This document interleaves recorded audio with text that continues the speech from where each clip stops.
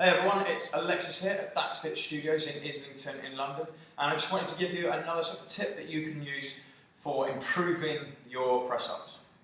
Okay, so something that you can do to improve the strength of your press-ups and the strength, the overall balance and your technique. Okay, so we've spoken about the hand position before. I just wanted to speak briefly about the elbow position. Okay, so we're not really considering the elbow when we're doing our press-ups. We kind of just go, right, well, my hands go here, in relation to my shoulders, where are they? They're a little bit closer in if I'm doing a closer, or a little bit wider if I'm doing a wide arm press-up, okay? But the position of the elbow determines in which direction the force is going. So if your hands, for example, are, let's do it this way, in fact. If your hands are in this position and the force of the ground is going, force of gravity is going here, and your elbow is higher than your wrist, then this is the direction that the force is dissipating in, okay? So you've now made it a lot more difficult for your elbow to support your wrist in this position.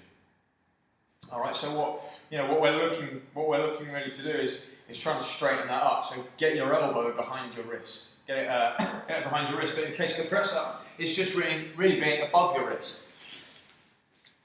So we're looking for this position here. We want your wrist underneath the elbow, yeah? So it's underneath it. If it's further forwards of it, you've now created more strain, or if it's further rearwards, you've now created more strain on your shoulder. Okay, so when it's underneath, the force dissipates straight up to the elbow, and it's the most efficient way that you can use to strengthen your chest and shoulder girdle.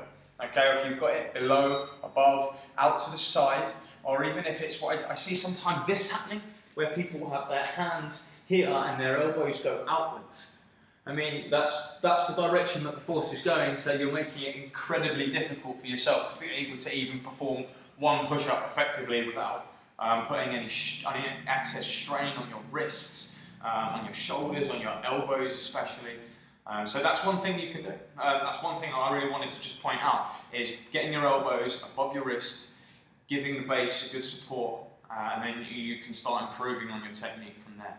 Okay, so I hope you found that useful. It's Alexis here from That's Fit Studios in London, and I'll speak to you soon.